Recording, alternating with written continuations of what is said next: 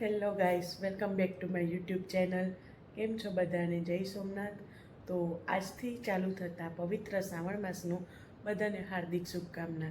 અને અત્યારે વાગ્યા છે સવારે 4 અને અમે જાય છે ચાલીને સોમનાથ. તો બન્યા રહેજો વિડીયોમાં. તો ચાલીને સોમનાથ જવા માટે નીકળી ગયા છે અને અડધો રસ્તો પણ કપાઈ ગયો છે અને રસ્તે રસ્તે વરસાદ ને એવું બધું આવતો હતો એટલે થોડીક વાર ઝાડવા નીચે ઊભી ગયા હતા અને પાછા ચાલવાનું ચાલુ કરી લીધું છે. અને ત્યાં જઈએ અને થોડુંક ચેન્જ થઈ ગયું છે એટલે કઈ રીતે જવાનું, કઈ બાજુથી જવાનું એ હું તમને બતાવીશ.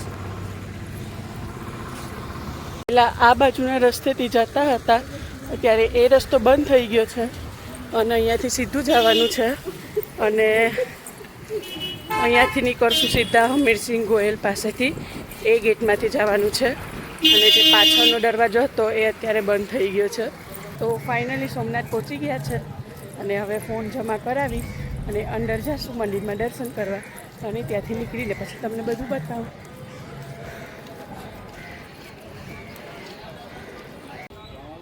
મંદિરના અંદરથી દર્શન તો નહીં થાય એટલે તમે પણ બહારથી જ દર્શન કરી લ્યો.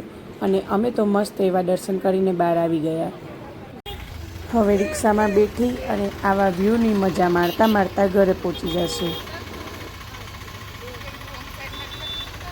સોમનાથથી આવી ગયા છે અને દર્શન ને બધું આરામથી થઈ ગયા અને હવે ફ્રેશ થઈ અને ભવનાથ મંદિરે જઈશ અને શિવજીનો શ્રૃંગાર કરવાનો છે એટલે શ્રૃંગારને બધું કરીશ અને પછી તમને બતાવીશ આજનો શ્રૃંગાર કયો છે. તો મેં ચાલીને સોમનાથ જ્યારે હું 10th 9thમાં હતી ત્યારની જાઉં છું, એટલે અત્યારે ફેમિલીને બધા સાથે જતા હતા અને અત્યારે હવે અમે બધી ફ્રેન્ડ્સ જઈએ છે. પણ હવે ચાલવાનું હવે બહુ થઈ ગયું છે અને દૂર પણ બહુ પડે છે એટલે કલાકે પહોંચતા હતા એ રસ્તો 1.5 કલાકની ઉપર જેવું થઈ જાય છે. એટલે હવે જોઈએ કાલે ચાલીને જાય કે ગાડી પર જાય. ફ્રેશ થઈ ગયા અને હવે શિવજીનો શ્રૃંગાર કરવાનો છે અને શિવજીનો શ્રૃંગાર કરી લે અને પછી ભવનાથમાં દર્શન કરવા જઈશ.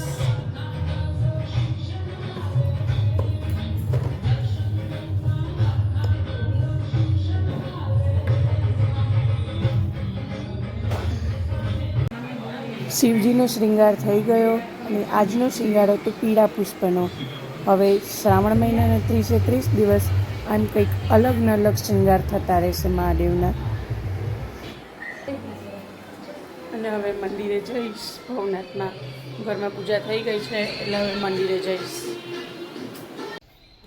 ભવનાથમાં આવી અને મહાદેવની અને માતા પાર્વતીની પૂજા કરી લીધી અને બાકી જે મંદિર છે એ બધામાં પણ પૂજા કરી લીધી. દશામાના વ્રત છે એટલે આમ બધામાં ઢોલ વગાડતા હોય એટલે અમારા ઘરે પણ વગાડવા માટે આવ્યા. તો જમવાનું ને બધું બની ગયું છે અને કાઢી લઈએ અને માતાજીને થાળ ધરવાનું છે એટલે હવે થાળ ધરી લઈએ. બપોરનો સમય થઈ ગયો અને જમવાનું બની ગયું એટલે માતાજીને થાળ ધરાવી દઈએ.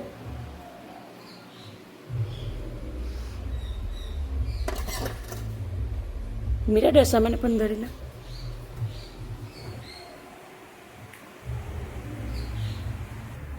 અને દશામાને પણ હવે થાળ ધરી અને અમે જમવા બેઠશું, ત્યારબાદ આરામ કરી લઈશું.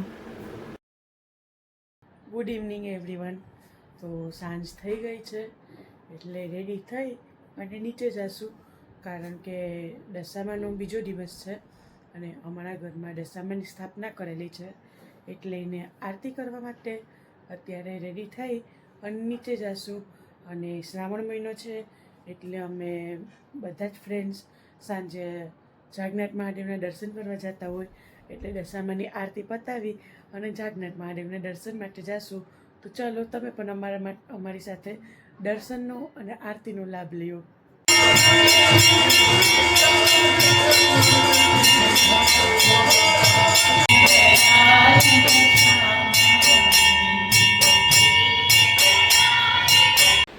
તો જાગનાથ મહાદેવના દર્શન માટે આવ્યા અને મસ્ત દર્શન કરી લીધા ને અહીંયા પણ આજે પીળા પુષ્પનો શ્રૃંગાર કરેલો છે તો તમે પણ દર્શન કરી લ્યો. દર્શન કરી અને હવે ફરી લે પ્રદક્ષિણા.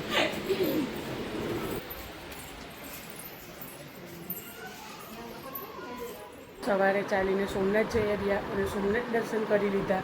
ઘરે આવીને સવારે દશામાની આરતી લઈ લીધી. ત્યારબાદ શિવલિંગને શૃંગાર કરી લીધો. ભવનાથમાં જઈ આવી. સાંજે મંદિરમાં આરતી લઈ લીધી અને જાગનાથમાં પણ દર્શન કરી લીધા. તો આજ માટે એટલું જ. મળીએ નેક્સ્ટ વિડીયોમાં. અને આવો રહ્યો મારો શ્રાવણ મહિનાનો પહેલો દિવસ. વિડીયો ગમ્યો હોય તો લાઈક શેર ફોલો કરજો અને સબસ્ક્રાઈબ કરવાનું ભૂલતા નહીં.